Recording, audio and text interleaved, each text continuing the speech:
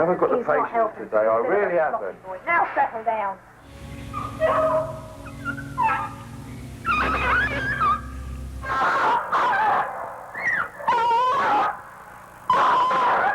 Fucking hell! I'm really getting fucking mad with you! Every fucking time point! You better just shut up. Fucking sit still! Oh, shut up. Take all the pictures you want! Hide even all you want, you coward! That's what the London Thoth steps! If we're not in our offices! We don't fucking care! We're never going away! And we always win! That is fucking disgusting. Did you kill it yourself? How do you feel about that? You still alive? I bet you have a nice cat at home too. Did you skin that? Fucking pervert.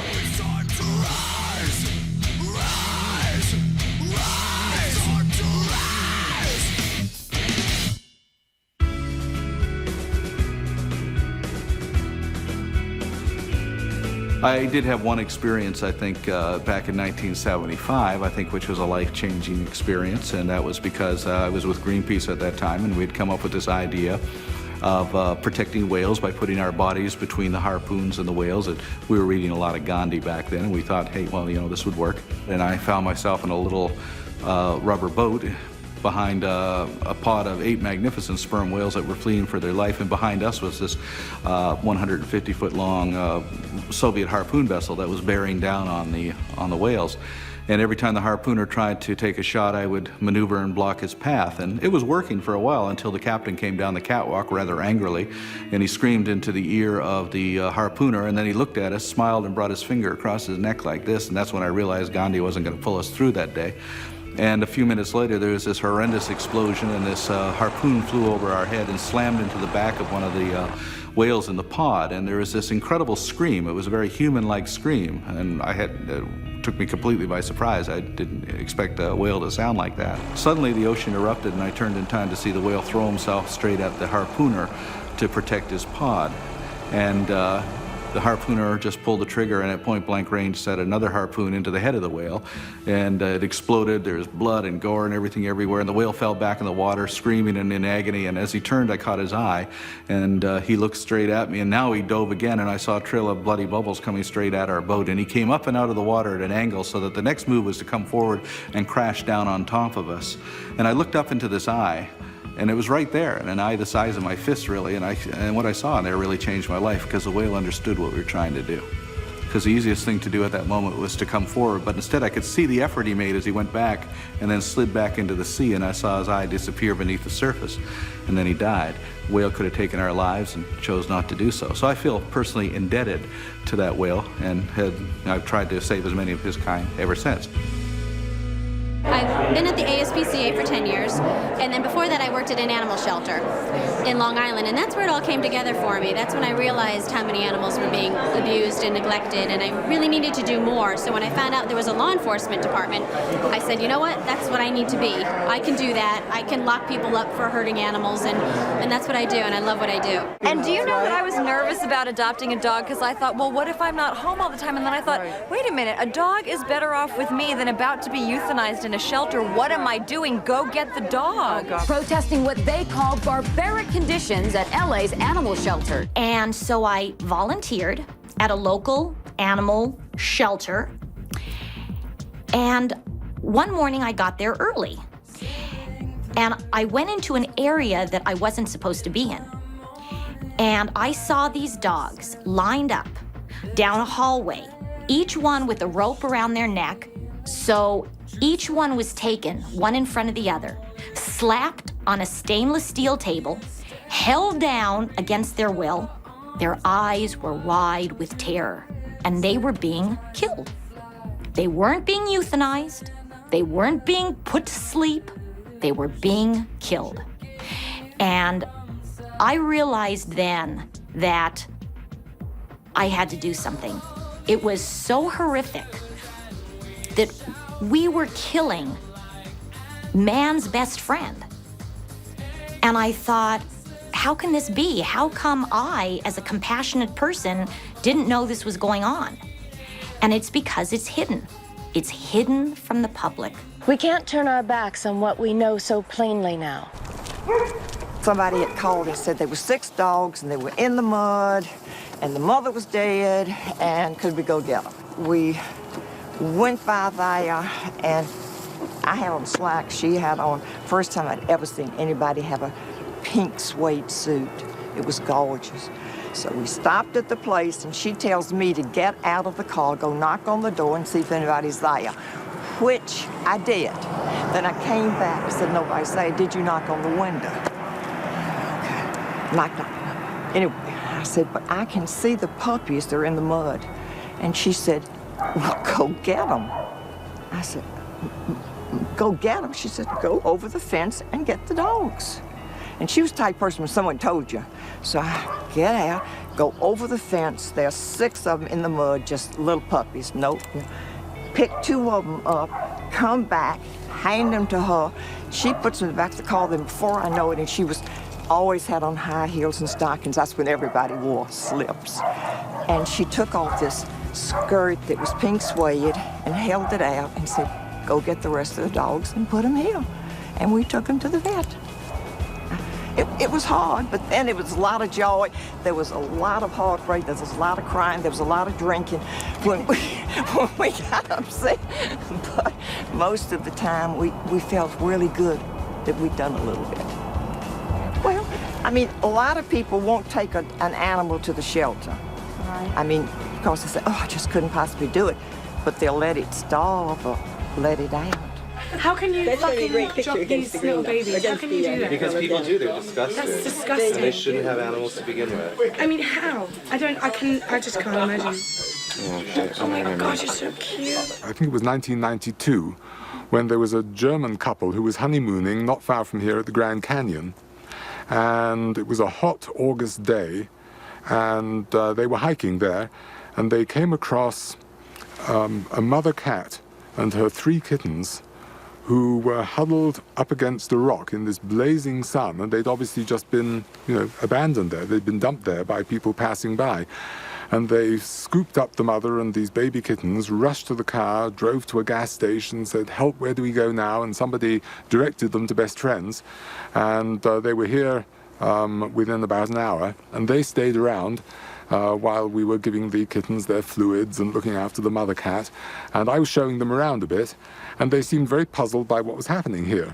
And I said, well, what's the matter? You seem very puzzled by something. And they looked at each other and they said to me, so where do all these animals come from? And I said, I was kind of surprised by this. I said, well, they come from humane societies and shelters who can't, look after them for very long. So they said, so why do they have to come here? And I said, well, obviously, at the shelters, they have to be killed after a few days. And they looked at me in this complete horror. And they said, you mean in this country they kill homeless pets? And I said, well, yeah. And they said, in our country, it is illegal to kill a homeless animal. And I looked at them, and they looked at me, and we were both, our jaws were both dropping, mine at what goes on in Germany, and theirs at what goes on here. And you begin to realize then that everything that you thought was this kind of necessary situation that you couldn't help, and this is just the way it is, and killing homeless animals in shelters is just one of those, quotes, necessary evils. And you think, well, it really doesn't have to be like that at all.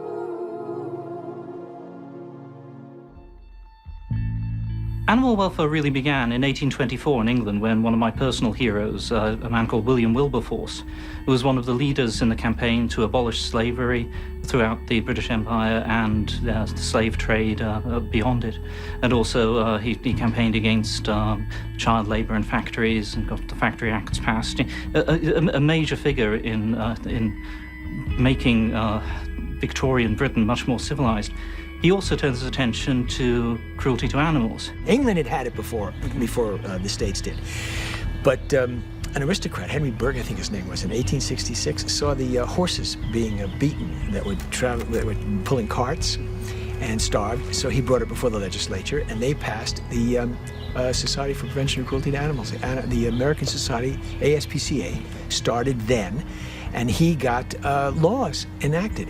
It was in the late 1800s, actually, and a woman was listening to a mother who continually abused her daughter in another apartment day after day, week after week, and she had called the police, tried every avenue she could to help that little girl. There were no laws covering the abuse of children, your own children, and they invoked the ASPCA ruling, the Society for Prevention of Cruelty to Animals, and applied that to children, and then they passed the Society for Prevention of Cruelty to Children, the SPCC.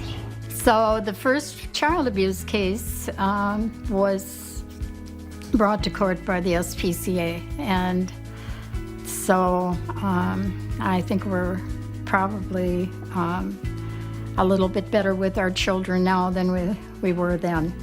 A lot of people don't understand the difference between animal welfare, and that is, on the animal welfare side, people believe that it is appropriate for people to utilize and keep animals so long as they do so humanely and responsibly. And on the animal rights side, they believe that there is no way that people can utilize animals responsibly and humanely, that people and animals, at least in some categories, are equal, and that people should not use animals for any purpose. An animal welfarist would say, well, I don't like animal testing, but if you're going to do it, you should make sure the animal doesn't suffer.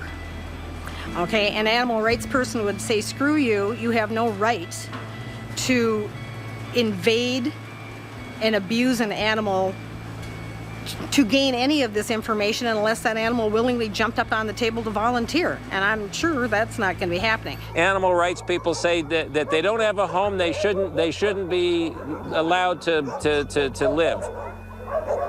They're not happy. This is cruel to keep animals for life when they don't have a family. Well, let me tell you, they have a family. These are all our kids.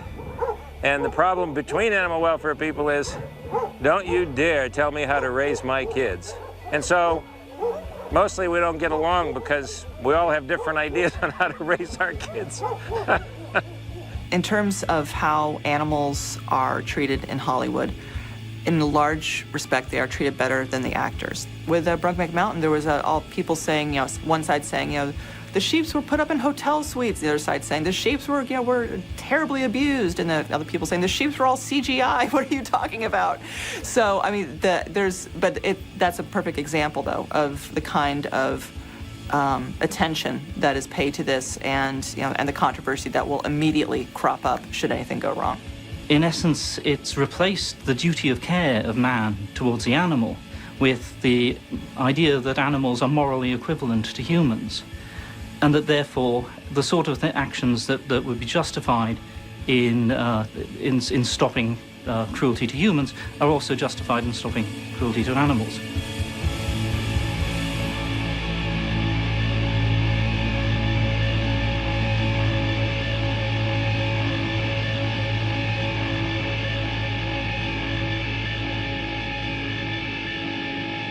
Animal liberation is not a campaign. It is not a struggle. It is a war. It's an all-out bloody war in which the countless hundreds of millions of casualties have so far all been on one side. How can we allow that to continue? We have a power, and we should use that power. And of course it permits everything. No action can be immoral if it's conducted with such a warrant. One should watch out. There you have immediately the incubation pool of fanaticism and terrorism. The absolutist mentality, the people who know they're right. And whose propaganda is by deed, not by argument. Case in point, Dr. Jerry Vlasic, a practicing trauma surgeon in Los Angeles, who also acts as a spokesperson for several extreme animal rights groups. I said, listen, I think that tactically, if you were to take animal experimenters and if you were to ask them to stop experimenting on animals, but if they didn't, and if you explained to them why they should and they still didn't, and you told them to stop and they still didn't, that if you stopped them physically, whether you killed them or otherwise stopped them, that I think that you wouldn't have, and I think the quote goes something like, you wouldn't have to kill more than 10 or 15 of these animal abusing research scientists to get a lot of people to start thinking about, do I really want to do animal research? How many doctors have chosen not to go into the medical research field because they're afraid of being assassinated by a Jerry Vlasic? I had the choice of doing animal research or doing non-animal research, and if it was hazardous to my health to do animal research, I would have done non-animal research, and it would have been the same. Is it possible that the person who is best equipped to cure AIDS has decided not even to take that first step because they're afraid? For instance, if somebody came up and started kicking your dog on the street, and you say, hey, man, don't kick my dog, and the guy says, he weighs 200 pounds and he's a weightlifter, and he says, I'm going to kick your dog if I want to kick your dog, then I think most people would say that you would have the right to stop him from kicking your dog. If you had to hit him with a 2x4 or something, then that would be certainly morally justifiable. And so I'm just extending that one more step. Here are people who are abusing animals. They're getting paid to abuse animals. You ask them to stop. They don't want to stop. You tell them to stop. They still don't want to stop. Then you stop them and using whatever means are necessary. I think that's a morally defensible argument. These labs, these fur farms, these factory farms, these stores, they weren't built for any other purpose than to kill animals and to market an oppression and to profit from the misery of animals and to profit from the exploitation of the earth. And so in that way, there's no purpose for that building on this planet. This is a crude incendiary device. It is a simple plastic jug, which you fill with gasoline and oil. You put in a sponge, which is soaked also with flammable liquid, and I couldn't find an incense stick, but this represents that. You put the incense stick in here, you light it, you place it. Underneath the weapon of mass destruction, you light the incense stick, sandalwood works nice, and you destroy the profits that are brought about through animal and earth abuse. That's about $2. There's no place for it in what it does. So the only thing properly that we could do was destroy it by fire. It started as a parade of people carrying signs and displaying their voices. This week, activists vomited on an HLS display table at a pharmacological conference in San Francisco on Monday and then turned over tables yesterday. SHAC members and supporters rioted in Little Rock, Arkansas last October during a weekend of action. The apparent targets, two insurance companies that do business with a British laboratory, Huntington, that tests products on animals. Police began arresting people. Now, many of the protesters insurance companies that do business with a British laboratory, Huntington, that tests products on animals. They force Splenda down the throats of beagles. That even when you go into a store and you see a bottle of something that says this product was not tested on animals, what that really means is that product specifically wasn't tested on animals, but every ingredient that goes into the manufacture of the product had to be tested on animals. As a matter of fact, it's a federal law.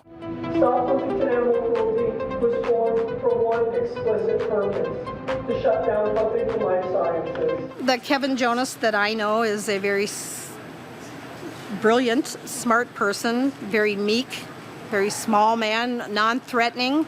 To hear him described as a animal rights terrorist is almost laughable because, again, tax dollars at work. If that man's a threat, I don't know what they're going to do when they find a real one. My name's Kevin Jonas, and I am a 10-year veteran of the animal rights movement. I've been the president of Stop Huntington Animal Cruelty USA for the past few years before I had to resign because of this current indictment.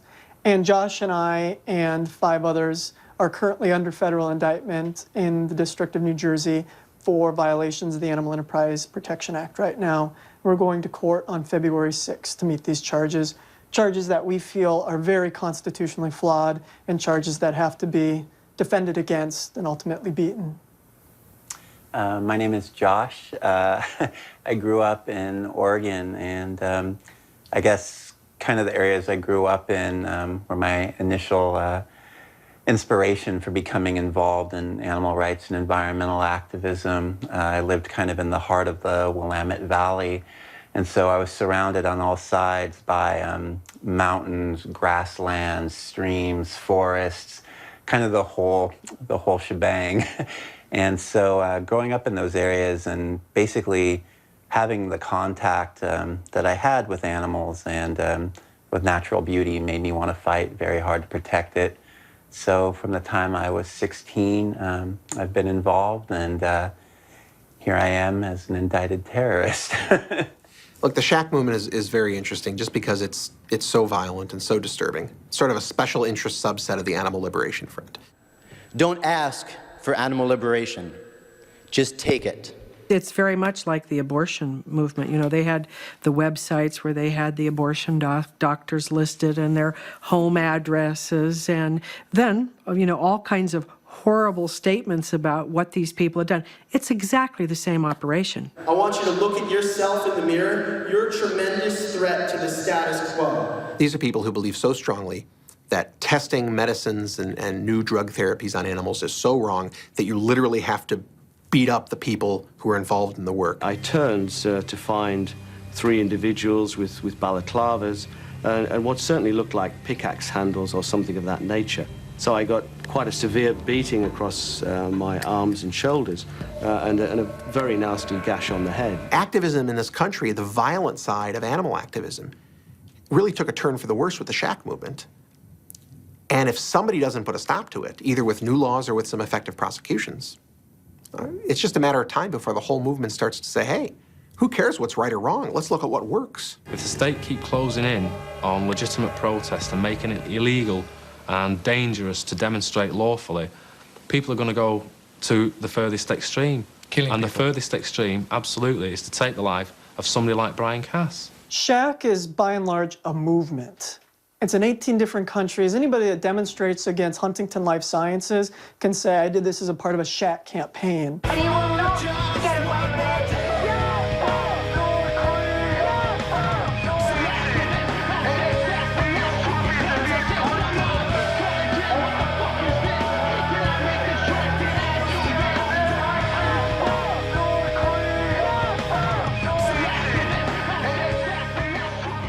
Shack USA, however, was a website and it was a newsletter disseminating information, reporting on other people's protest activities, cheerleading some of it, rah-rah. Some of it was really cocky and smart-ass. And that's really kind of why a lot of people in the U.S. loved the Shack campaign, is because it wasn't afraid to raise its middle finger to the FBI and the threat of lawsuits. It was young, it was energetic, and it was angry. I mean, you had this incredible coming together of all different ages, all different groups of people.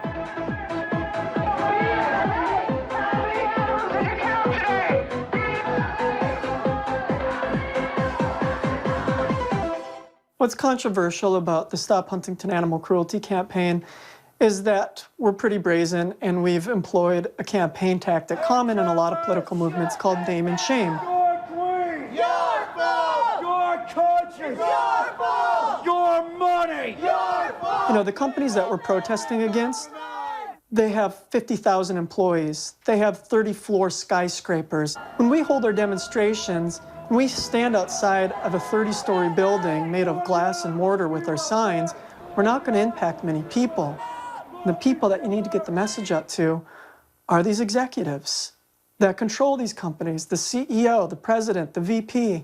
All of them have home addresses, all in the telephone book. You know, what you really have here is defamation for dollars with these animal rights organizations.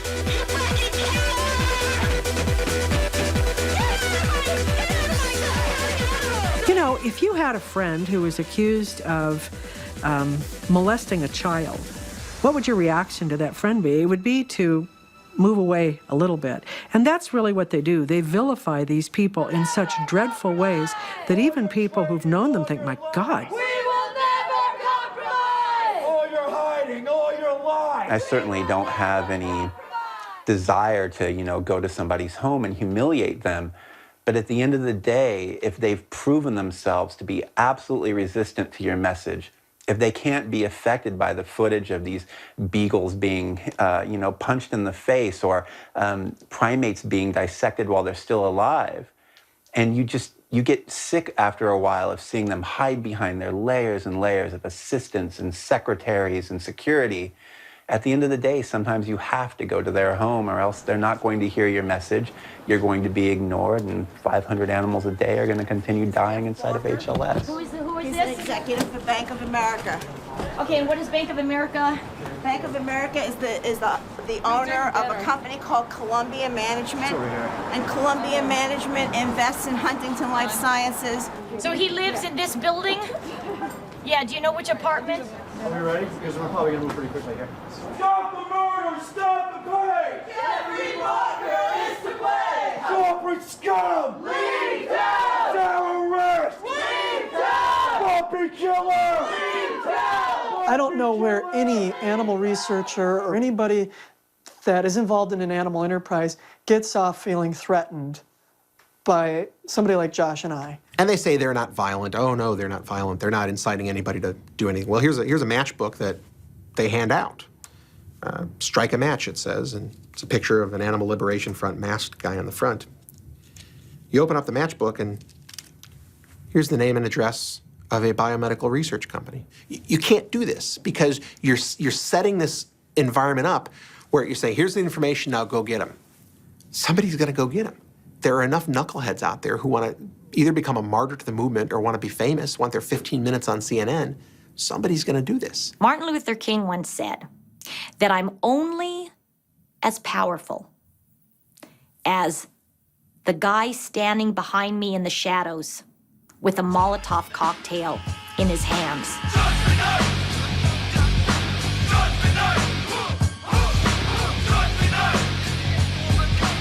I don't think that's how you educate people.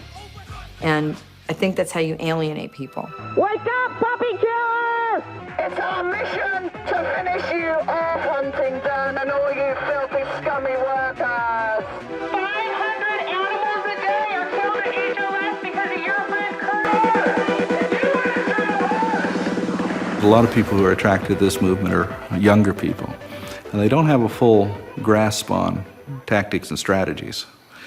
And you have to understand that when you're pushing what's considered by the establishment to be a radical agenda, I mean, what's a radical agenda? Not killing animals to eat them is a radical agenda in our country. You have to understand that you're going up against some very violent opposition. He's got a shotgun? Yeah. He's got a shotgun. Who will not hesitate to destroy your life. So people should be fully aware of that and know what they're getting into. And unfortunately, a lot of people, I think, they go into these things without a full realization of what the consequences are for their actions. And then when they're arrested, they're actually shocked. Does it work what they do? I don't know. Maybe it all works, and maybe none of it works. And all I can do is say, look at the kill rates at our shelters, and they're going down. And maybe something's working. Something's working. It's time to spread the word. Let the voice be heard. All of us dominate into the motherfucking world. Mass prediction, unification, breathing life into our lungs. Every creed and every kind to give us death for strength. Don't we belong to hate one another? It's time to have a new reign of power. Make pride universal. And the techniques that the Shack USA was advocating and spreading the word about were effective. And I think the government said, hey, wait a minute, we can't be having our corporations' profits threatened by a group of people who are doing something out of compassion and aren't looking to make a profit. So how do we hurt them? And how do we hurt them? We arrest them and we put them in jail, and that's what's happened. We were arrested with helicopters over our head or over our house, a dozen agents with guns and pistols and battering rams and a whole herd of cars bringing us down, issuing press releases. Well, within 4 hours of all of this, we're out on the streets. If they were truly terrorists, domestic terrorists, and they were the scariest thing that we have to offer here in the United States, why are they letting them out of jail? It doesn't make any sense to me. I don't know why they let us out. I think perhaps the government knows very well that their charges against us are so constitutionally fraught. And it's going to be such a challenge for them to meet their legal burden and demonstrate that we did the things we did and it's not constitutionally protected. These people never harmed anybody. So how can you call them terrorists? That's what I don't understand. Yes, they're stupid. They're using bad tactics, but they're not, they're not Osama fucking bin Laden. Excuse me, they're not. The term terrorist carries a lot of weight, and it's a pretty horrible thing to be labeled a terrorist for talking about sending black faxes and, you know, doing home demonstrations. Did I get your permission to photograph me? I don't have to have your permission. Yes, you do. I'm a public citizen. Get your hands off of me. You want to go to jail for assault? The police are coming to get you out of here right now. I'm not assaulting you. You touched me. That's assault. I'm trying to get your camera out of my face. You're the one who stepped into my camera. There's nobody here that has anything to do with this, and I want you to leave. Thank you. Bobby Killer, you want to fucking hit me? Don't you touch fucking hit me? Yeah, I know. I just really hate to see this old guy arrested, but I mean, he was an asshole, that's true. They get a big kick out of it when we get arrested. Back to your question, though, about whether the tactics that Stop Huntington Animal Cruelty uses, if they're comparable to what the FBI uses, I would say absolutely not. I mean, there's never been a target of the Shack campaign who's woken up with a pistol in their face. The New York Stock Exchange, Josh and I didn't really have too much to do with it because we're under indictment and we can't really be involved in any political protest activity for fear of violating our pretrial conditions of release. And so for the last 2 years, the government's had essentially like a gag on Josh and I and our co-defendants. After all, it looked like just another day here yesterday, but 45 minutes before this, something entirely out of the ordinary had happened away from the camera. Representatives of Huntington Life Sciences, who'd been welcomed heartily for their planned flotation, suddenly told it was postponed while the exchange considered certain, quotes, concerns. The business of animal testing increasingly difficult. HLS was already forced off the London Stock Exchange in 2001, but Huntington's plans to raise capital in America now looking uncertain. It's the first time in the history of the New York Stock Exchange that a company was ever forced to delist or forced to not list based on political activism. They have to face us. They have to answer to us, everyday common people on the street. It was impossible for us to get a bank account in this country or insurance coverage in this country. And unfortunately, we lost a lot of shareholders as well. You know, there's a reason why Congress is having hearings about animal rights activists, and it's not because we're the #1 domestic terrorist threat in America.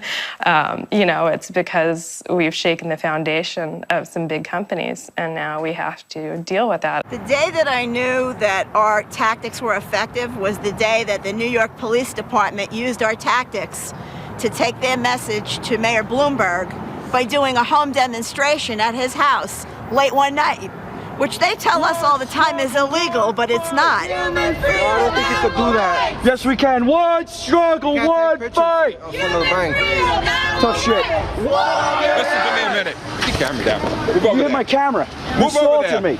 Get over there. Why are you assaulting me? That is the demonstration area, not here. Look at Cindy Sheehan. She's doing a home demonstration against the president. The tactics clearly work. I think that that's really the wonderful thing about Stop Huntington Animal Cruelty, and I think that is why the government fears us. Because imagine what would happen in this country if other movements, if the environmental movement, if the feminist movement, the gay rights movement, if they began to act with this same power and tenacity, I think that we would see massive change in this country. Don't touch my son, you're assaulting me. You're assaulting me. If they want to label me a terrorist for stopping what I feel is harm to my fellow people, to the environment, to animals, and you want to label me a terrorist, then I embrace the word and I'm proud to be a terrorist. People talk dismissively about, animal rights terrorism. Oh, that's not terrorism. They're not knocking down buildings and killing 3,000 people. Well, let me tell you something. Terrorism is the use of force or the threat of force to try to change people's behavior, to try to exert your power over them politically or in the way they live their lives.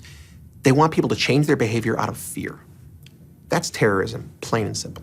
Our job's been easier over the last few years because the public relations garbage that these people put out, calling us high seas pirates and eco-terrorists, actually works in our favor. Scares the hell out of the people that we're opposing. And when they see us, they run.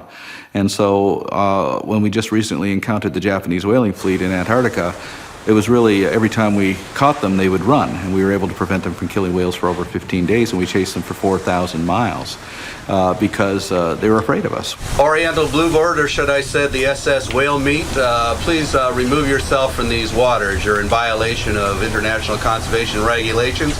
We're acting in accordance with the United Nations World Charter for Nature and implementing these regulations. You're in a whale sanctuary and you're assisting in illegal activity. Remove yourself from these waters immediately. If I ever want to go meet a terrorist, I'll get a job at Huntington Life Sciences. The shack kids, and a lot of them are just kids. They're just idealistic idiots. But they're marketing their story with this romantic notion that they're being prosecuted for speaking their mind. Nonsense. You know, in the same way that you can't yell fire in a crowded theater. That's not free speech. Well, we're having a big art auction for the Shack 7. We hope to raise a ton of money.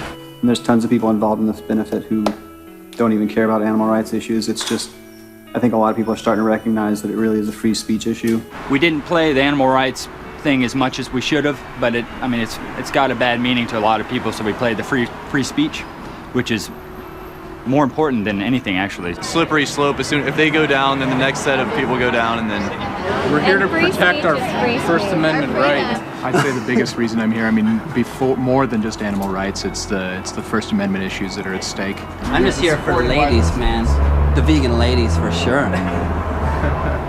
Dad and I might look at some art, but I don't really plan on buying any. But I would, because it would be good for that. You know, give good people money, and then I might get ladies. Walk on! I'm not into doing direct action anymore. I was when I was young, and I couldn't really get in trouble for it.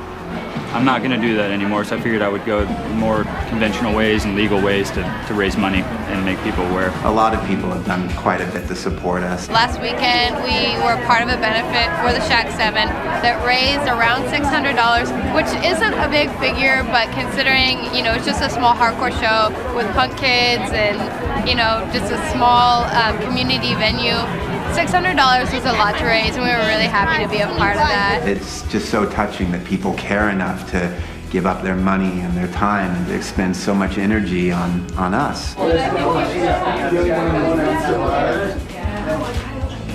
I don't know if any of you here tonight have heart problems or are easily scared, but I'm actually going to recreate the act of terrorism that I am facing 3 years in prison for right now.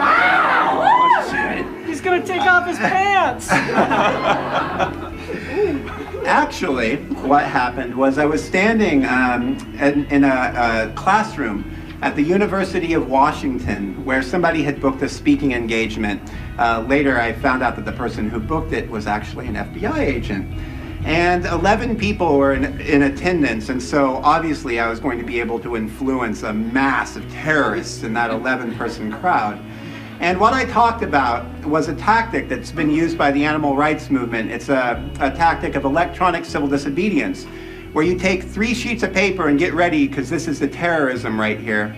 You take 3 sheets of black paper and you tape them end to end to end. And one end of those goes into a fax machine, and you dial the number of, say, any corporate exploiter that you might have in mind, or a financial institution that's supporting, you know, animal cruelty. You dial the fax, and once it begins going through, you take the back end and you tape it to the front end, so it runs in a continuous loop. Look out, Osama bin Laden. Josh Harper's here, and he's coming for your toner and paper. Tonight's benefit, besides being a benefit for our legal defense fund, is also kind of our last hurrah, our last party. And so I'm kind of drunk, so forgive me a little, straight edge people. It's not just Josh and I and Jake and Lauren and Andy and Darius and the corporation that are on trial on February 6th in the god-awful state of New Jersey. Forgive me, people from New Jersey. Shame on you, though. There's never been a more important time to be passionate, to be angry, to goddamn be active. So by all means, bid on some art. Help us out. God knows we need it.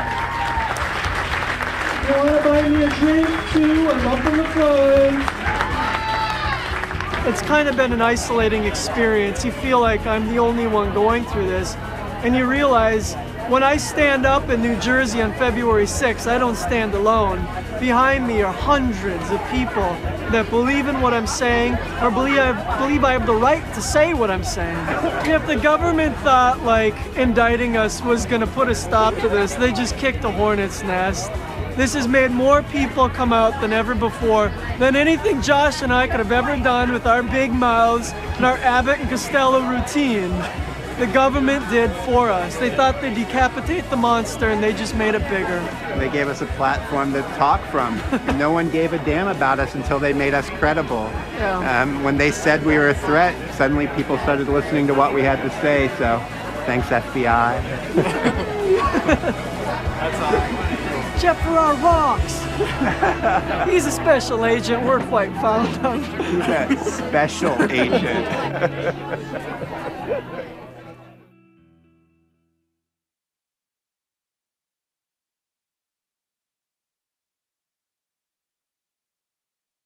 I think that the ALF, the Animal Liberation Front, has in recent years probably been one of the most effective, if not the most effective element of the animal rights movement. What's ALF?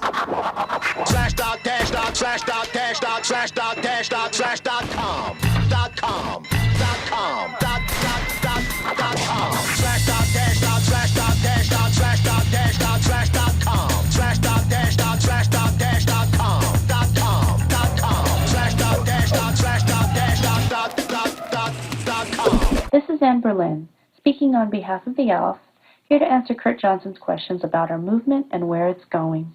The Animal Liberation Front consists of small autonomous groups of people all over the world who carry out direct action according to the ALF guidelines. Because non-human animals lack political power, speciesism will be harder to overcome than sexism or racism.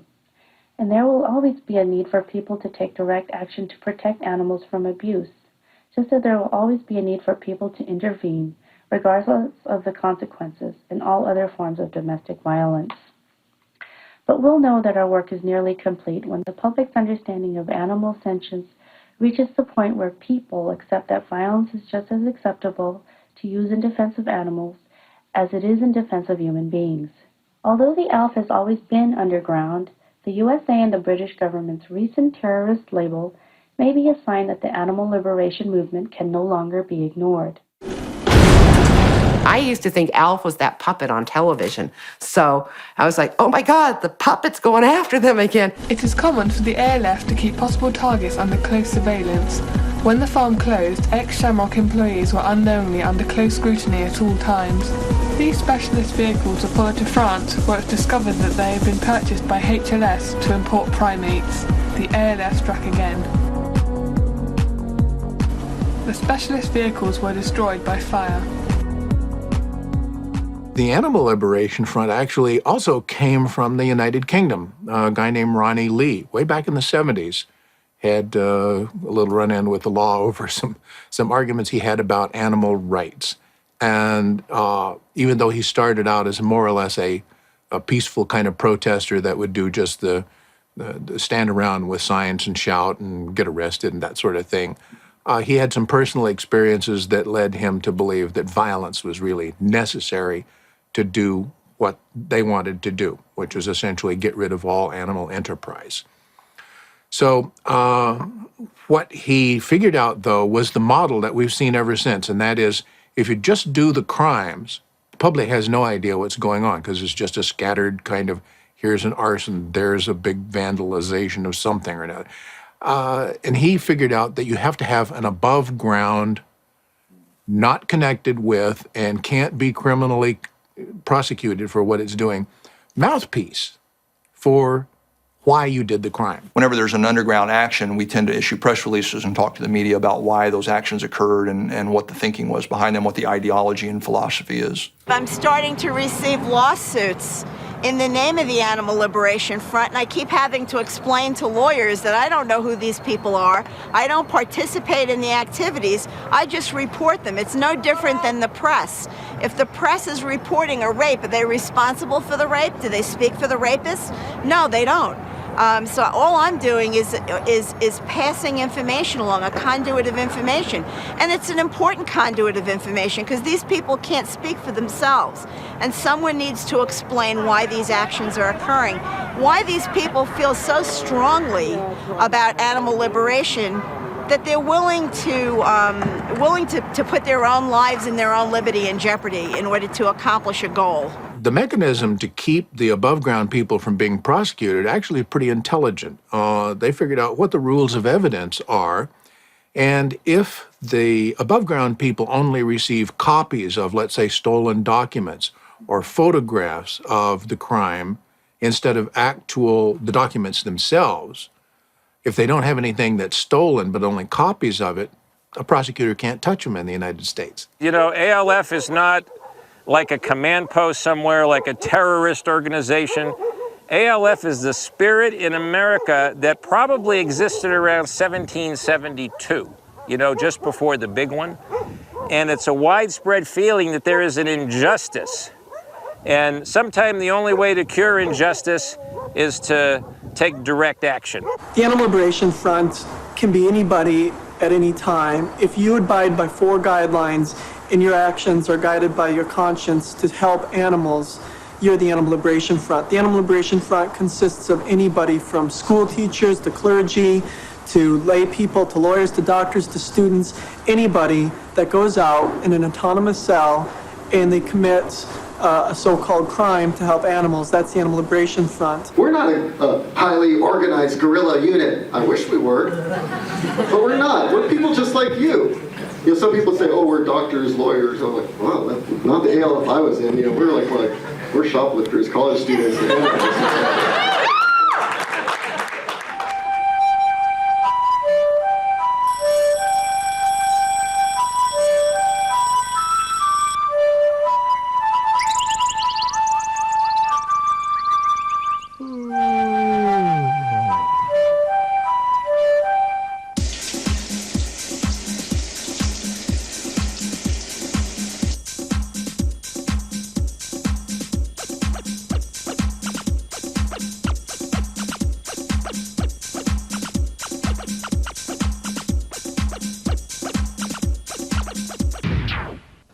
Joe Smith. What are you doing tonight? Nothing.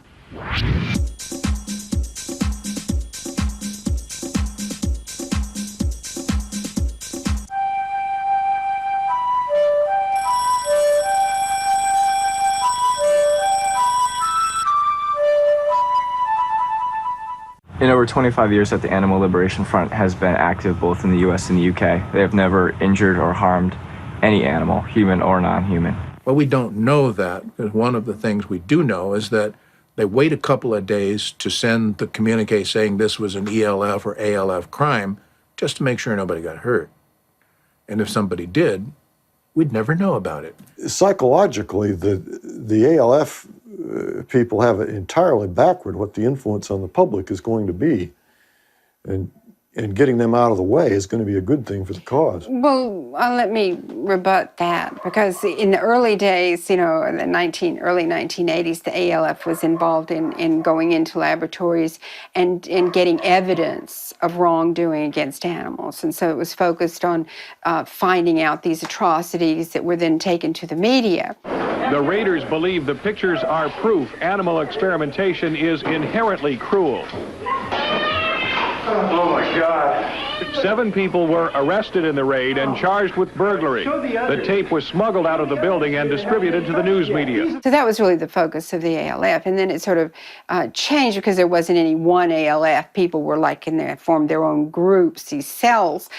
Some people got into vandalism, which was a real turnoff. And that became to the public, because when you have vandalism and the media shows up and then, all you see is the trash stuff and the graffiti and all, then that becomes the message of the media. Vandalism in the psychology laboratories caused extensive damage, and tonight, Johnson County authorities have the building quarantined as they try to clean up toxic chemicals. They're basically working for the other side, because what they're doing is they're removing animal experimentation from an area where parts of the world where there's some transparency, some regulation, some regular governmental inspection. You have freedom of speech and press, so you can protest if things are not being done as they should. And the work that used to be done by outfits like Huntington in places like New Jersey and England is now being done in places like Ghana, Pakistan, South Korea, where you have limited freedoms, if any. No doubt there will be some companies that will go offshore. However, they still have to trade on the stock exchange. They still have to do that in New York City. We're here, and we're going to stay here. So that's one thing I would say. The other thing is that, you know, for every country, there will be activists in those countries, and then we can always learn to speak Chinese and go there.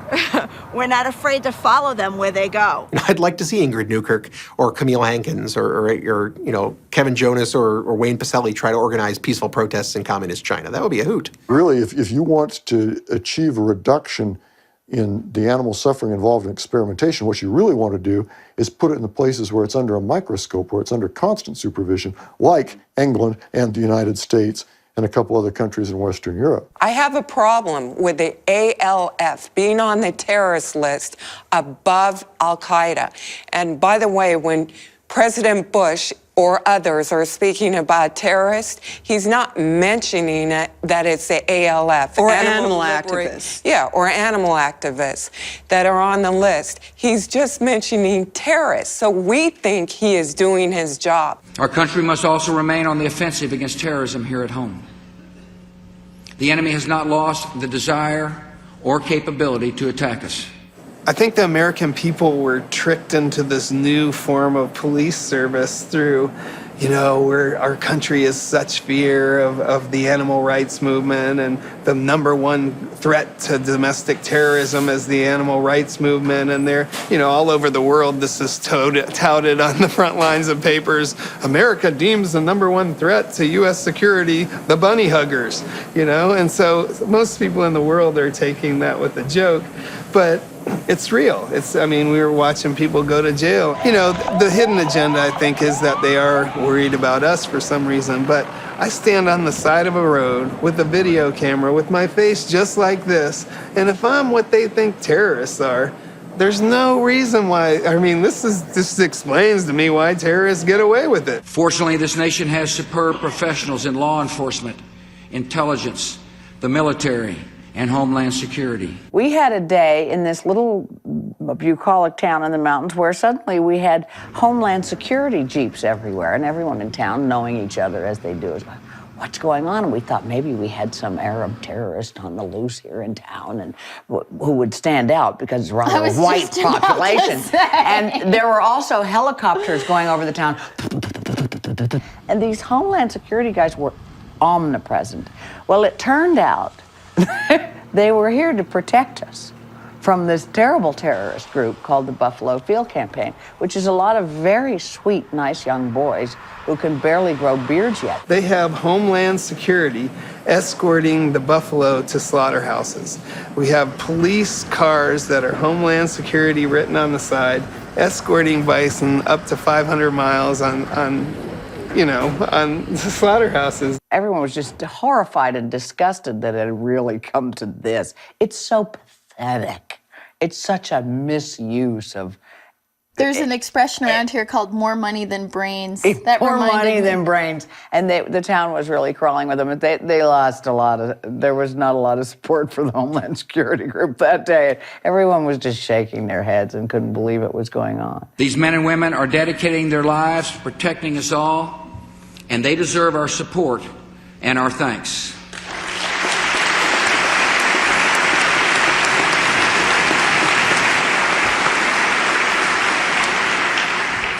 They also deserve the same tools they already use to fight drug trafficking and organized crime, so I ask you to reauthorize the Patriot Act. But the Patriot Act, we're all guilty of something. You know, all you hear is the Animal Rights Movement or the Earth Liberation Front. These are the terrorist organizations. I've never once heard the pro-lifers being referred to as a terrorist organization, yet they murder abortion doctors, they burn and torture or blow up abortion clinics, and they stand out in front of abortion clinics and harass the poor women that are making the hardest choice of their life. They're not terrorists? No, they're not terrorists because the GOP party endorses the hell out of that issue. When to 500 miles on slaughterhouses. Everyone was just horrified and disgusted that it had really come to this. It's so pathetic. It's such a misuse of... There's an expression around here called more money than brains. That More money than brains. And the town was really crawling with them. They lost a lot of... There was not a lot of support for the Homeland Security group that day. Everyone was just shaking their heads and couldn't believe it was going on. You know, all you hear is the Animal Rights Movement or the Earth Liberation Front. These are the terrorist organizations. I've never once heard the pro-lifers being referred to as a terrorist organization, yet they murder abortion doctors, they burn and torture or blow up abortion clinics, and they stand out in front of abortion clinics and harass the poor women that are making the hardest choice of their life. They're not terrorists? No, they're not terrorists because the GOP party endorses the hell out of that issue. When 9/11 went down, our editorial went to press right after 9/11, predicted basically that what's going to happen is that as the government fails to drag in Osama bin Laden and so forth, they'll turn on the easier targets, and those will be the animal rights activists. These tools will give them the means to bring in anybody who's doing arson, pipe bombing, and all that sort of thing. What they're doing with the animal and the earth people, I think that they're going to go after the peace activists next. I think that any organization that has a viewpoint that's contrary to the government viewpoint is going to be looked at as the enemy, and I think they're going to be tarred and feathered with this brush of being called terrorist. In fact, a one-arm woman who helps me with feral cat trappings, she's being investigated, interrogated by the FBI. I mean, she tells me they're very handsome, which is nice to know. The group I identify the most with, ALF. Yeah, is ALF. Now, I don't believe in doing anything illegal, so FBI, I know you're watching this. We don't believe in that, and we use the name the Kitty Liberation Front because we felt as strong as them, but it was also to make fun of ourselves. Well, we are the Kitty Liberation Front, not to be confused with the ALF. Yeah, right. A little bit more jiggling, please. Okay. That gets the ratings. Learning through our own experiences really is intimidation versus inspiration. It's better to inspire. Fear and annoyance are amazing tools for getting people to do what you want. We cannot do that through attacking. And it's amazing. But I understand where ALF comes from, and I have no problems with them because they're not hypocrites and they are what they are.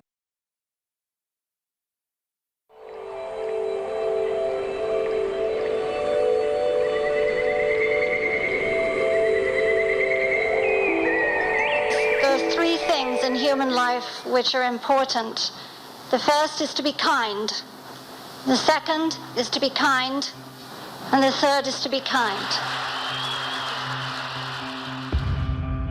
We started getting reports of animals being dumped here in Ahoskie, all of them right here behind the Piggly Wiggly shopping center. That kind of started the whole thing. The dogs and cats, they were partially frozen. There was rumors got out about the local Chinese place using the dogs for food. Really hurt his business tremendously. There are 2 PETA employees who right now are facing a total of 50 felonies for animal cruelty and some other charges in North Carolina. They would come down to this area, Ahoskie, and pick up some animals and take them back to their place in Norfolk, where we assumed that they were trying to find homes for them. Less than an hour later, all the animals, 31 of them in all, were dead. Killed in the back of a PETA-owned van driving down the highway. And then these 2 had the gall to put the bodies in a trash bag, throw them in a dumpster behind a grocery store. I'm just devastated, and all that I wanted to do was help the animals in the community. Hinkle and Cook's boss, who is PETA's founder, is defending her employees. At a news conference shortly after the arrests, Ingrid Newkirk did call the dumping of bodies, quote, hideous. but said nothing about the alleged deception used to obtain the animals. What she did was wrong with the bodies, but she didn't cause suffering or pain or misery or anything like that. That's the ethical treatment of animals that PETA stands for, apparently. I was paged by the police department that afternoon, and they asked me to do an autopsy on one of the animals that they had found in this van. And it was a 6-month-old puppy that appeared to be just in absolute perfect health. It's amazing to me that Ingrid has pictures of her with puppies and all this when their big thing is euthanizing. Or not owning pets. As our regular animal shelters know, actually caring for animals doesn't make you a lot of money. It's very hard to raise money saying, oh, we're going to care for the animals. But raising money saying, we're going to stick the screws to McDonald's, boy, for some reason, people pay for that. You know, PETA's really very shrewd and savvy marketers. PETA is the most retrograde organization there is out there on dog and cat issues right across the boards. They really have misled the public grossly on their positions on companion animals. And the business in North Carolina is probably about the 15th time in 15 years or thereabouts that something similar has been brought to our attention involving PETA. This time, finally, somebody's going to trial. So why don't they try to find animals homes? They tell us they're going to try to find homes, but they took and killed them. And then after this came to light, we found out that Norfolk up there, Norfolk PETA group, finds homes for about 13% of their animals, when the other humane societies in that area tend to find homes for 85, 75, or 65% of their animals. So they're finding homes for very few and basically killing a great deal of what they bring in. This is PETA's animal record for 2003 from the state of Virginia. PETA in that year killed 1,911 animals. Now, they spayed and neutered a lot. They spayed and neutered about 6,000 or so. But they took in 2,225 animals. They killed 1,911 of them. What is that, about 85%, 84%? I'm just flabbergasted that PETA kills animals. You wouldn't think it's true, but it is. I mean, it is sort of a death cult, too. You have to understand that the premise of what they do at PETA is we have to kill them to save them. Because people are bad, these animals are in trouble, so we have to take care of them. We have to do society's dirty work. We don't take that too kindly here in northeastern North Carolina.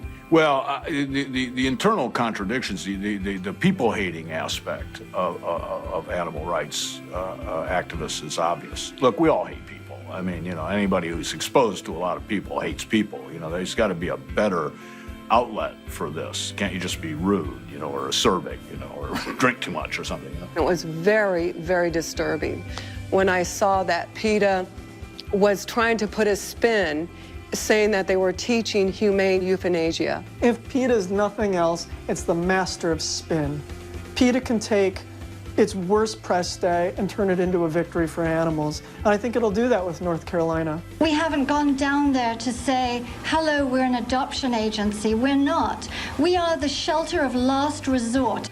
You know, it's not something I would personally do, but compassionately euthanize them. I don't like how they were very disrespectful to bodies afterwards, but those animals had a much grimmer fate awaiting them. What's so interesting about that organization is that they will talk about ending suffering all the time. They will never talk about saving a life. And if you read the website, on the website it says the kindest thing you can do for a cat that doesn't have a home is take it into a shelter and have it humanely euthanized. You know, if you're killing an animal, I don't care if it's to beautiful music. I don't care if it's with pretty floral wallpaper. I don't care if they're killed on velvet sheets. They're killed. And that is not our right. It is not ours. And I say it's not euthanasia, it's killing, and hopefully one day it'll be considered murder. The whole ethic of animal rights was probably best summed up by PETA's president, Ingrid Newkirk. As she said in a speech that if anybody wonders what's with all these reforms that we're pushing, here's the goal. It's 3 words. Total animal liberation, and the day when everyone believes that animals are not ours to eat, not ours to wear, not ours to experiment, and not ours for entertainment or any other exploitive purpose. It means you don't get to eat meat, period. It means no milk, no circuses, no rodeos, no zoos, no aquariums. It means no wool, no fur, no leather, no silk, This tie is a no-no, apparently. PETA has a vice president named Mary Beth Sweetland. This woman has been with PETA for 15, 20 years. She's a lifer in the movement. She's got insulin diabetes. She has to inject herself every day in order to survive and live. Now, until just a few years ago, this insulin was actually an animal product. And the technology and the insulin itself was tested on animals.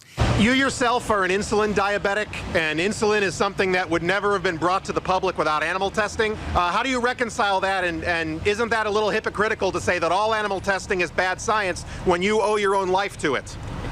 This is David Martosco of the Center for Consumer Freedom. He receives millions of dollars from the tobacco company and the food industry to fight PETA. That's all he does is fight PETA. If it weren't for animal testing, this woman wouldn't have survived half as long as she did. But she says she's not a hypocrite. Look up hypocrite in the dictionary. There's a little engraved picture of Mary Beth Sweetland right there on page 312. She's a huge hypocrite. And I think a lot of people in the animal rights movement will do that when it suits them. Pam Anderson, great example. Big PETA spokesperson. She's carrying on and complaining. Every time she loses a step in her career, she needs some free publicity. She calls up PETA and says, get me on a TV show, get me on a billboard, whatever. So we have, it's not that she's terrible to look at, but we have to listen to her complain about Kentucky Fried Chicken. I'm tired of that. Pam Anderson's a huge hypocrite. Think about it. This is a woman who complains in letters to KFC about chickens that are bred, and I use her word, to be artificially top-heavy. Hello? Artificially top-heavy? Pam Anderson, line 1. This woman is artificial everything. Peroxide in the hair, tested on animals. Breast implants, tested on animals. She's even got collagen injections in her lips, which are animal tissue most of the time. Could you get a bigger hypocrite to endorse PETA? When it comes down to it, we're all hypocrites. If we live on this planet, we're doing something that's with animal experimentation, eating meat sometime or other, doing something. So we have absolutely no right attacking someone. Example, when PETA goes after Jason Alexander for Kentucky Fried Chicken, and then turns around and endorses Martha Stewart and puts this great big thing on the internet. We signed Martha Stewart for PETA, and she's cooking chicken every day. It's a good thing. It's giving a mixed message. I mean, it's like PETA is so much into trying to get a celebrity that they don't care about their message. Growing up in Hollywood, you just want, God, they're all such goddamn narcissists. I personally am someone who doesn't wear wool, leather, silk, or eat animals. Sometimes I think they pick the organizations based on who's gonna light them best and, give them the... Whose gala is gonna, am I gonna get to wear the best dress to? I'm amazed at these intelligent celebrities that do research on movies. PETA for one, which I strongly support. I have been involved with PETA. I did a campaign or two for them.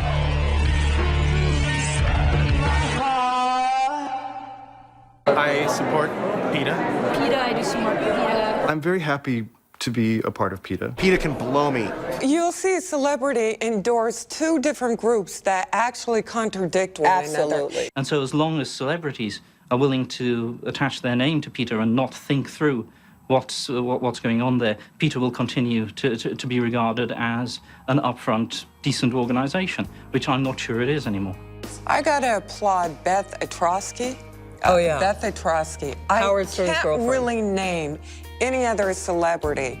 They're very kind-hearted to do it, but Beth is like the only one that I can think of that does her research and she's hands-on. After meeting the North Shore Animal League and going there on a regular basis and how it's a no-kill organization, I am so proud to offer my name and to be a spokesperson, to spread the word. And so many people attach their name on something, they don't really know anything about it. I know everything about this place, and there's not one thing about this place and I'm not proud to promote.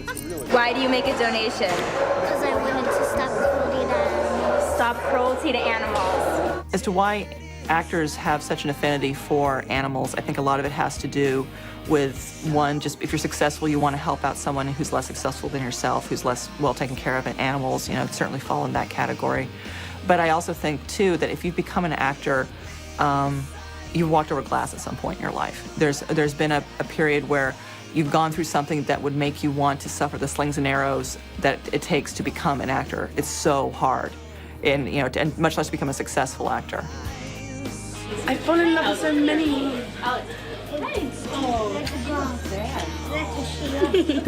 If I were president, I would propose a constitutional amendment giving dogs and cats constitutional rights, as they couldn't be abused, they couldn't be killed, they couldn't be harmed any more than individual human beings could. You know, the cool thing about working with animals is they give 190 back for the 10% of time or energy that any of us might have to give to them. I mean, deep down, I think that most people love animals, and no one wants to be involved in animal cruelty and animal suffering.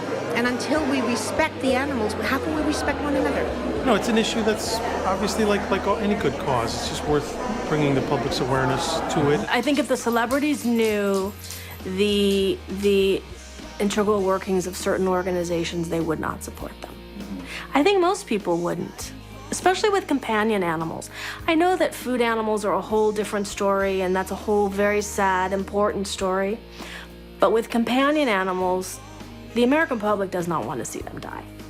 They want them to live.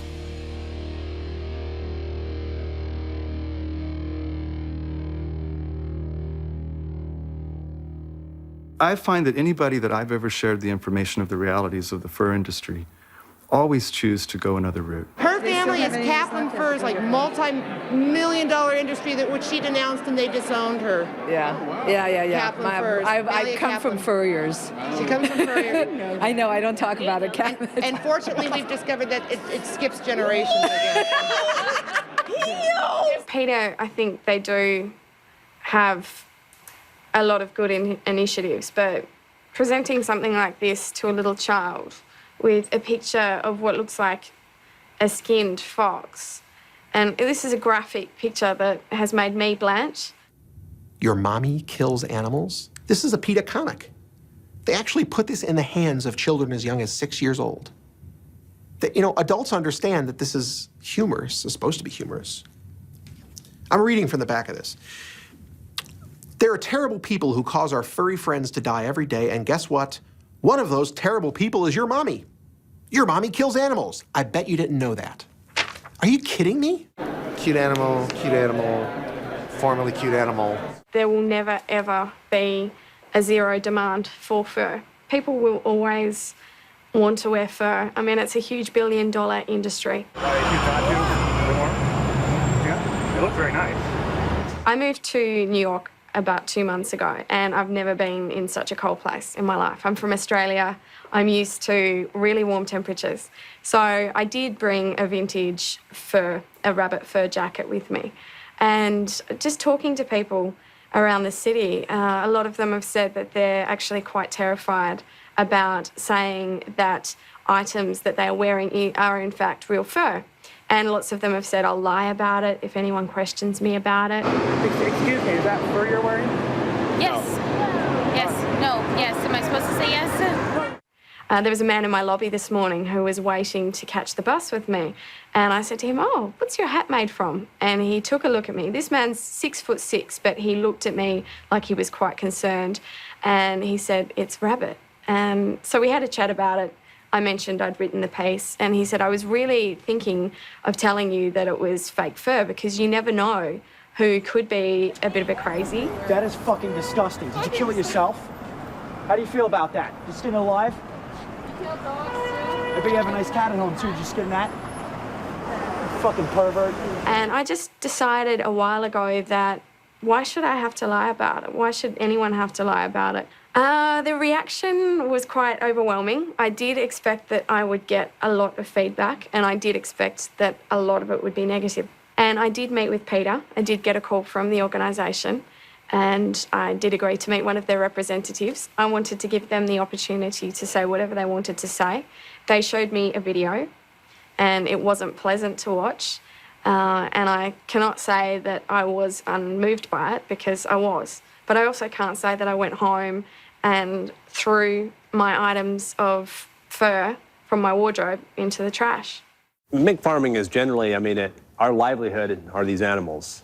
So it really comes down to they're going to get food, they're going to get water, all the care, the best care that they're going to get is because it's our livelihood. We need these mink to be happy and healthy because otherwise we're not going to stay in business. If this were a simple matter of a disagreement, if this were just simply an ideological conflict, then whatever, I'm willing to talk with anyone, I'm willing to debate with anyone.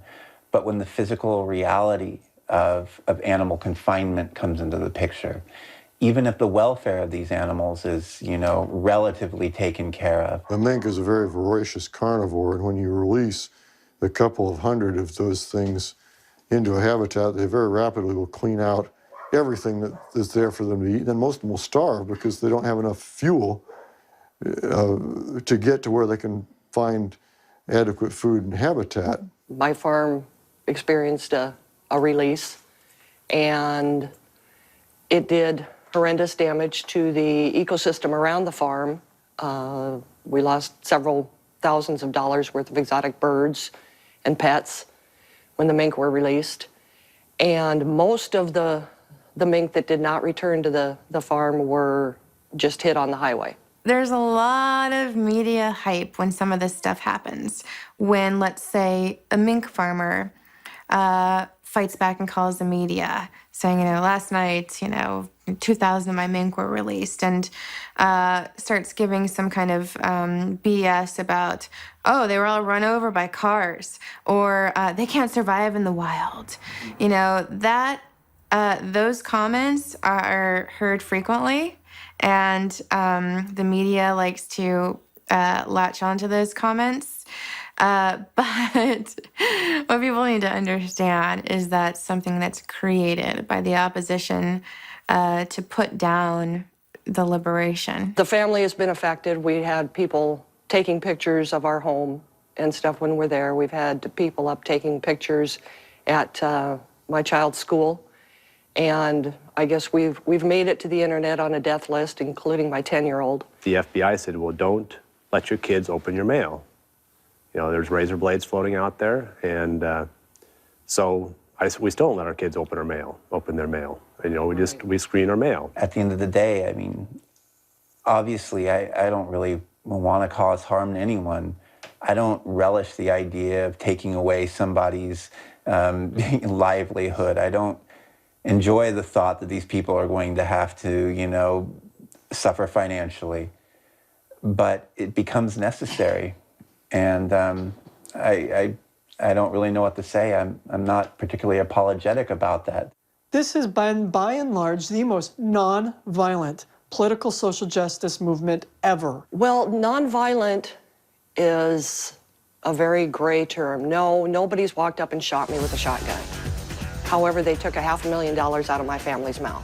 What I can say, though, for my part, is that these are animals who are slated to die regardless.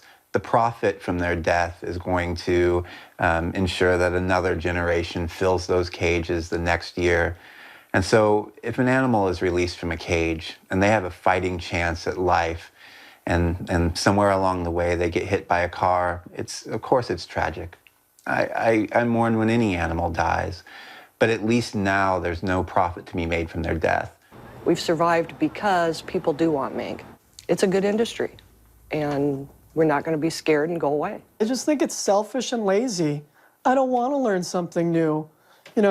Never mind that not only does my factory farm confine and cause misery for all these different lives. We're not trying to defend our industry because it doesn't really need defending. You can't scare somebody to quit doing something. It doesn't work.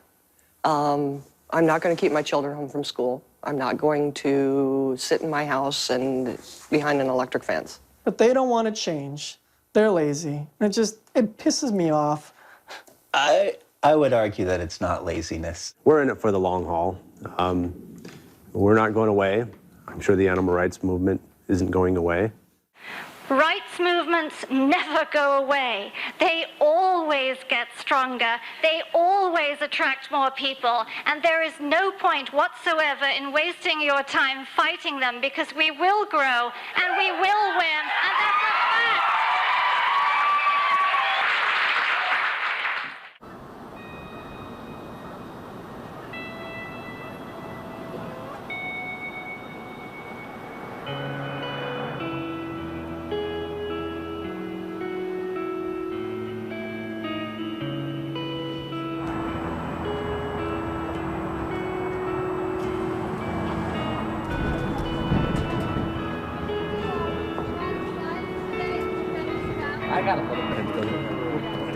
Who are the Shack 7?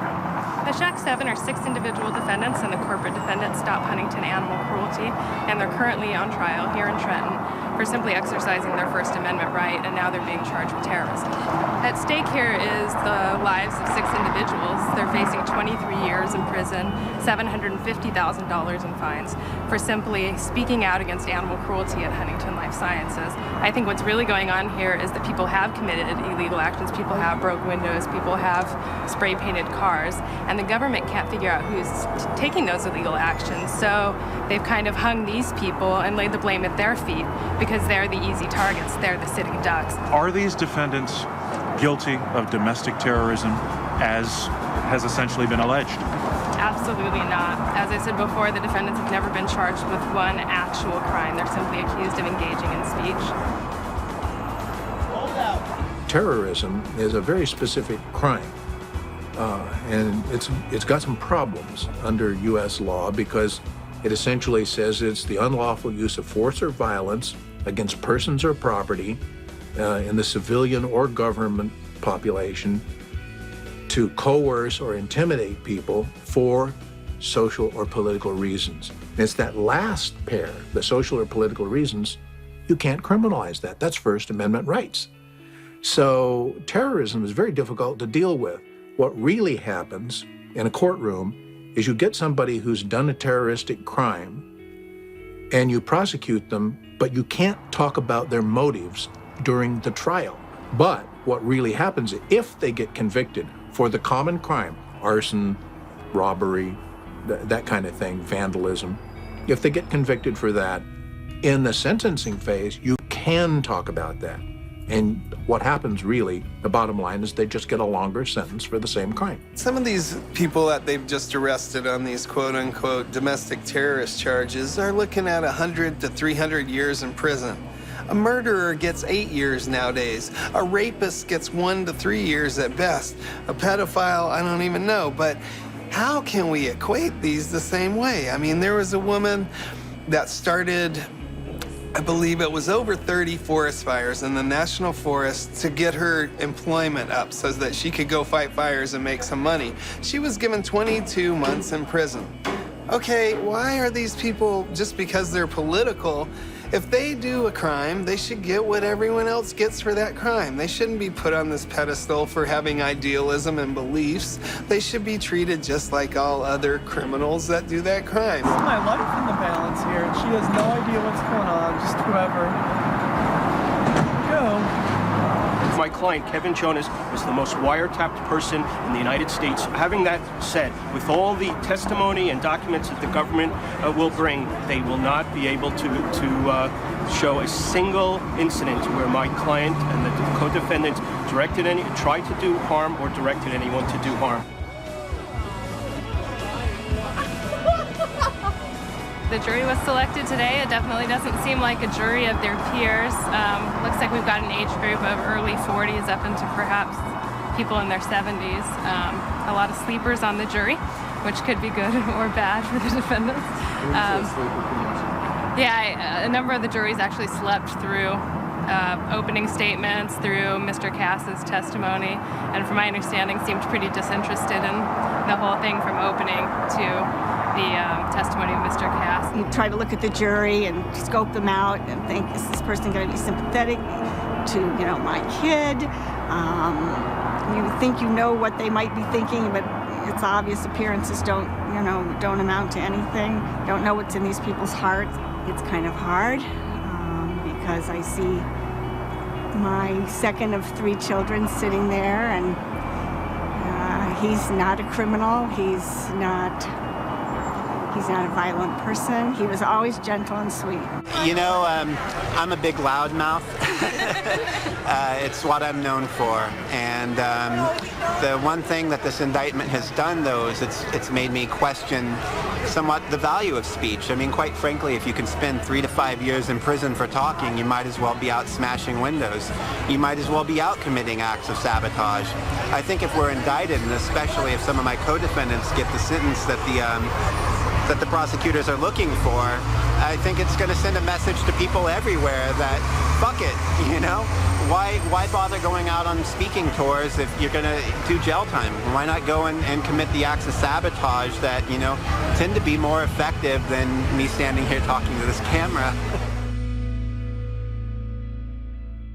Last year, when the Shack 7 trial started, what we saw was a big break in activism.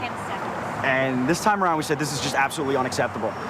We have to close them down, and we will close them down by continuing to do what we're doing, by being out here on the street, targeting these targets, pounding them into the ground, letting them know that just because 7 activists are on trial doesn't mean the campaign's going to stop.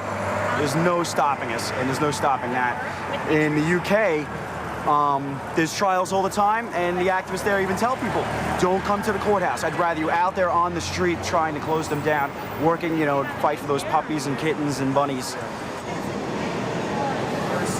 That is fucking disgusting.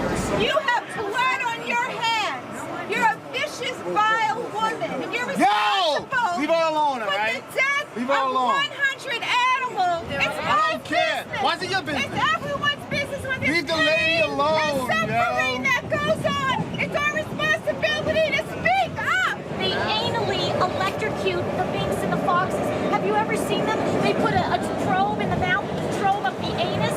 We have confrontations all the time in the streets and the city. Hey, yo, my man with the camera, how do you feel about all this? Like this?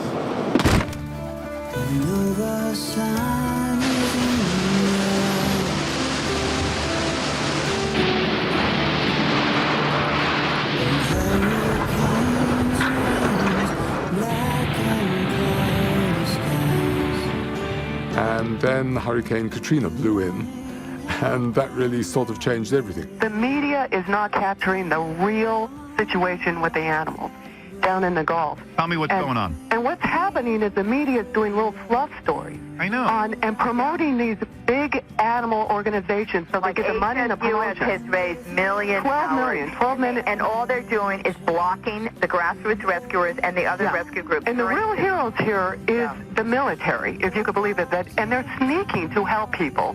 And the Why small does the military, organizations. ladies, why does the military have to sneak to help animals? And Well, because they didn't get the command from the president. So what we're going to ask is that all your listeners call the White House. I even have the number to ask that they get the official command. Most animals in Katrina died in their homes, in their cages, because they trusted Humane Society of the United States to come in and pick them up. I don't support big, rich organizations anymore. I'm too educated. I'm sorry, Best Friends, North Shore Animal League, small volunteers that were with no organizations, like Maggie McWayne, came in with their own money, did more rescuing than HSUS, who left in October, by the way, while still asking for money. There was a lot of horror down there for people, for animals, and as somebody who's not necessarily animal welfare, animal rights, animal rescuer, it's just a matter of, you know, there were awful things happening to people and animals alike. We were in the lower 9th Ward a lot, which was flooded. We did I waded through water to get dogs off of porches. A lot of breaking and entering to get dogs out of yards, out of houses. Frankly, the strongest feeling I got down there as I left was, my God, there are these incredible groups doing a ton of work that I've never heard of. I walked into this house, and because you're so focused on what you're doing, you're not really paying attention to what's around you. You're just looking for an animal. And I walked into this one room. There's a dog on the floor, dead. And I look around the room, and I realized I didn't walk into this room through a doorway. I walked into a hole. The dog, in a terror-stricken panic, trying to get out of that house, broke through the wall.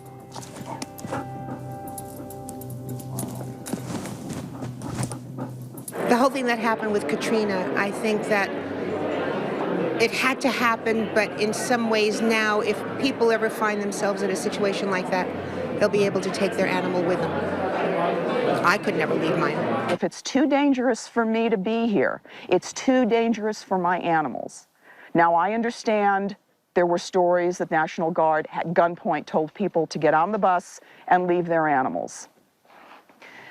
My attitude is different. I go, my animals go. My animals don't go, I don't go. Fuck you, leave my animal. I mean, fuck you, I'm taking my animal. Look at the face. How could you leave that? How could you not rescue that? How could you ignore your humanity and turn away from that? You know, the groups that had all the money, you know, the SPCA and HSUS, they weren't the ones on the ground in the field. I don't see any cuts or wounds on. There wasn't one show that gave credit to any other organization except for HSUS. I guess part of the problem is, you know, we're our own worst enemy because we weren't there for the press. We didn't hold press conferences. You know, we didn't make ourselves visible. We didn't take the time because we didn't have the time. Yeah, HSUS likes to scoop in and take a lot of credit for a lot of stuff. And they're very big and they're very powerful. The Humane Society of the United States has no relationship to any animal shelter anywhere with the name Humane Society. They don't run a single pound, a single adoption shelter anywhere. They advertise as though they do. They send direct mail fundraisers with pictures of puppies and kittens. It says we have to support pets, we have to adopt, spay, neuter. And so people write checks thinking, oh my goodness, this is gonna support my local. No, nonsense. The money goes to a $100 million a year animal rights lobbying group in Washington. But HSUS keeps saying this is the worst disaster. No, correction. This was the biggest success for them. They earned more money off this disaster, and we have to stop that. Every time a disaster comes, along comes these monsters that prey on you, and they're hoping for a disaster because they prey on your emotions, collect that money. How much money did you raise on the backs of those animals in New Orleans, and you left those animals? Worth magazine, a few, maybe it's been a couple years ago, did a story on HSUS, and they wound up giving them a D because they spend over 50% of their income on fundraising. They have not opened up their books at all for Katrina, let alone what they make. It's against the law. If you ask a 501 where the hell the money is, they are required by law to tell you. So HSUS, to me, and to a lot of animal rights people, feels as if it's turning into Enron. You want me to say Enron without fucking? Well, now that the Louisiana Attorney General's office is investigating the use of the donations taken in during Katrina from the Humane Society of the U.S. and also from the Red Cross. Frankly, that's a lot of do-re-mi they took in, and they need to be accountable for how they spent it. They were the lead agency. They failed. Please do not let this HSUS ever head a disaster again. They failed. They should pay for this. There's no excuse for it. 51 years ago, when the HSUS started, they were here to reduce overpopulation and abuse. 51 years later, and nearly $10 billion donated to these national organizations, that's still our problem. And we've seen really virtually no improvement at all to speak of. I think that's sad.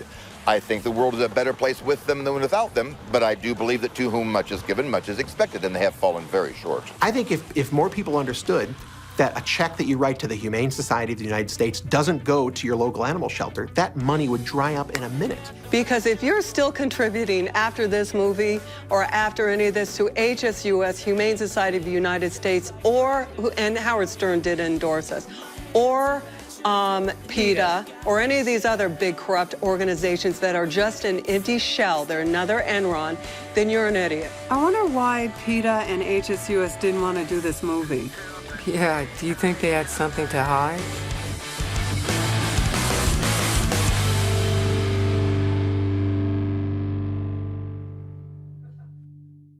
People say to us sometimes, well, why are you spending all of this time and money and whatever on animals when there are so many people who need help? And my rude answer to that is that people who ask questions like that usually aren't helping anything or anybody themselves. But my polite answer to that is that, in fact, people who care about animals usually care about people too, and vice versa. It's all part of the same thing. That people who grow up being kind to animals, being taught about kindness to animals by their parents and their teachers, generally turn into very good citizens, and the opposite is the case. People who are unkind to animals are usually not good around other people. It's actually part of the law in many cities and municipalities now that if the animal control officer discovers abuse of animals going on in a household, he or she has to report that to the child welfare authorities. Thank you, Jeffrey Dahmer. The serial killer connection. Had it not been for the FBI study saying there is a direct connection between serial killers and animal abuse. Now, what does that mean for us in the world of animal welfare? We have been screaming, prosecute animal abuse. It matters. These lives matters. To us, it matters. To the general public and the people that create budgets, it may not matter. But now there is a connection to the person that kills people probably started with animals. Here's some easy way, because there's 4 steps. Start with an adult dog, not a puppy. You need to have a second dog in your life, so 6 months or a year later, go get a puppy that would be compatible in size and energy level. Make sure it sleeps inside the house at nighttime and make sure it's spayed and neutered. And from that point in time, literally, most of our overpopulation problem would be resolved. You have to open up all of this to the public. You have to tell them what's going on because they don't know. And they think that just getting an animal is something maybe they can just put in the backyard or discard or do. No, it's not. It's responsibility, which we've talked about. It's loving the animal. And I think a lot of the groups that are sort of, maybe, if you want to say radical, have brought attention to the animals, though. And that's the important thing. That, to me, is the most wonderful. Not that I agree with a lot of the way they've done it, but that is very important. This is the definition of my life. Lying in bed in the sunlight, choking on the rhythm and tablets. Dr. Gabe and the whole to save me. Boy, it's been a rough week. It's been a hard week. Just it's really hard when you have this jury sitting there and the prosecution gets to open first. And so they spend a whole month hearing about what a monster you are. And you just get to sit there with no chance to rebut it, no chance to, stand up and tell them, like, what does this have to do with me? So Josh Harper finally decided that he would go up there and talk. And I said, listen, I've got to go up there. I've got to talk about these animals because I have a feeling that we're gonna lose. So at least let's hold our head up high. And if we're gonna lose, let's be noble about this. And at least let's educate the courtroom. Let's educate the jury. Let's talk about the animals and why we're doing these protests, why we're involved in the Shack campaign. I wonder, like, how people sitting out in the gallery are viewing it, because I know that from my end of things, we tend to get pretty myopic. I mean, I saw one juror who looked like he was about to come out of his seat when they were showing the Thomas Perna video, which was a couple of the co-defendants doing a home demonstration outside of this woman's house, and somebody spit on her screen door and they were screaming in her face.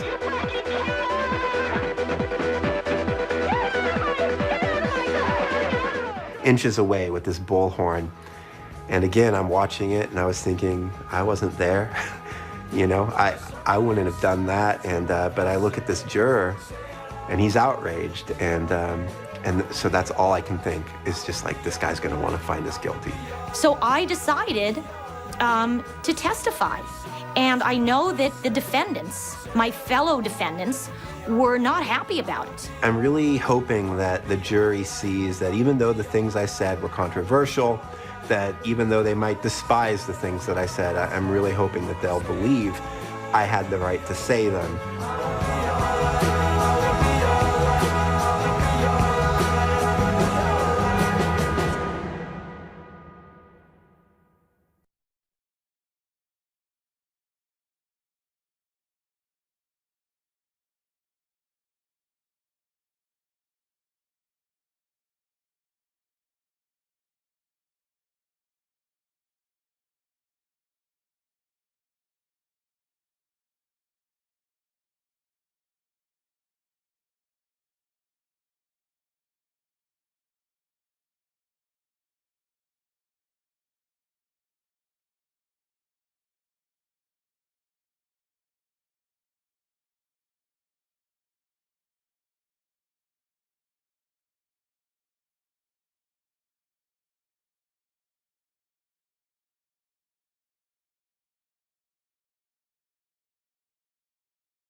I had a bad feeling the minute that jury was picked. And then it kind of went downhill after that. Because I felt that all the defendants needed to testify. I felt very strongly that the animals needed to be brought into that courtroom, even though the judge said that the animals, animal testing, vivisection, animal experimentation, you could not even talk about it. How could you not talk about the very thing that motivated and that motivates this entire campaign? Okay, I was very shocked about the Shack 7 convictions because what this was, and the press didn't even pick up on it, which I found suspicious. This was the first time ever they've had terrorist arrests put next to Al-Qaeda for mere words on a website. I was devastated, not only for the American public, for freedom of speech, for the downfall of the Constitution, but for my friends. Are we going to start taking down the websites of the KKK? You know, we started working on this prior to the passage of the domestic terrorism bill that they're being found guilty under now, and it's just such a completely different world. We passed that in 1993, and it's taken all these years for people to finally be convicted under it. And so I think that there's some big changes coming. I think it's going to totally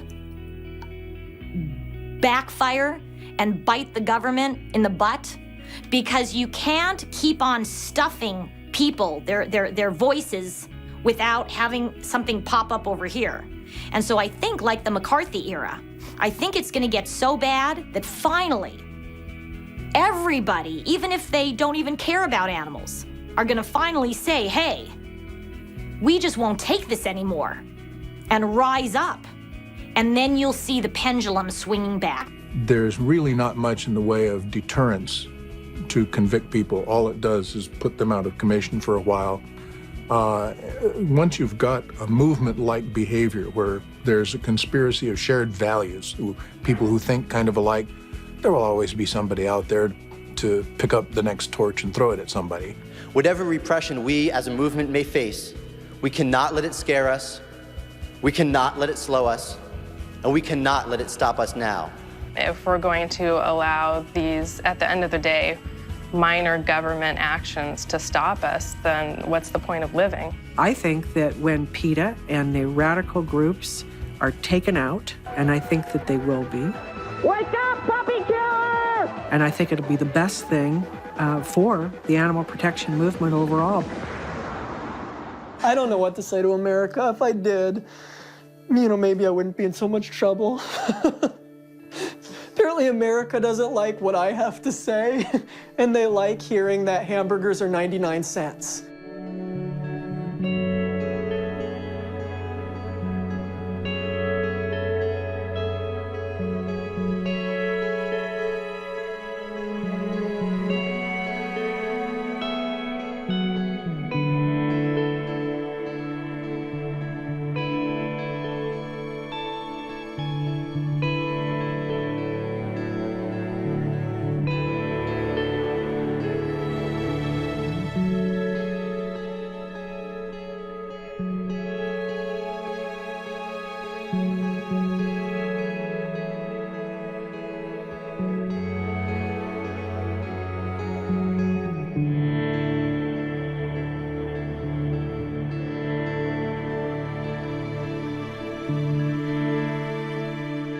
You can't see these things and allow them to continue. I mean, what kind of person would I be to have seen this and to know that it's occurring and to turn a blind eye to it?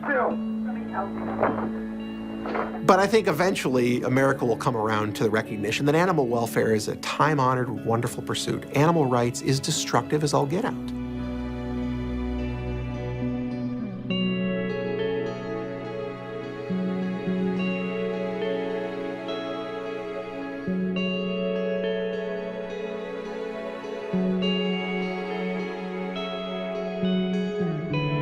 All this for animals? The same sort of question, though, that I imagine abolitionists were asked, all this for a black? Or men involved in the suffrage movement, all this so women can vote? All this so kids don't have to work in those sweatshops? So these people can have fair labor laws for the Irish, for the Jews? Same questions have been asked over and over again in every other social justice movement, and now it's finally being asked of animals. Yes, all this for an animal.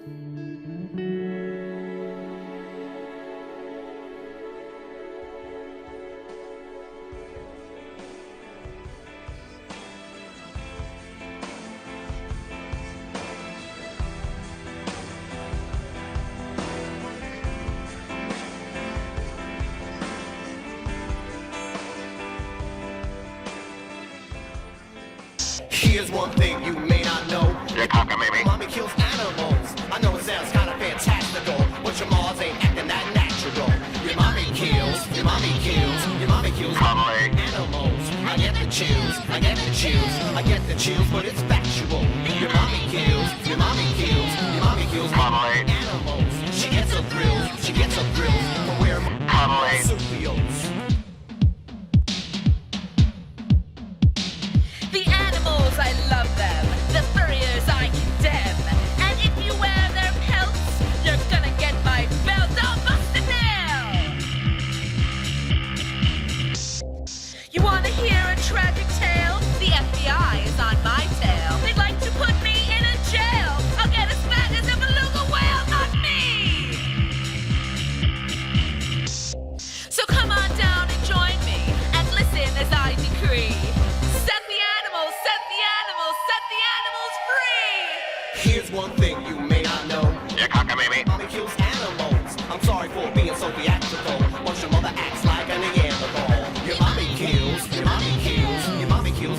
animals. Her ugly grill makes a nasty visual.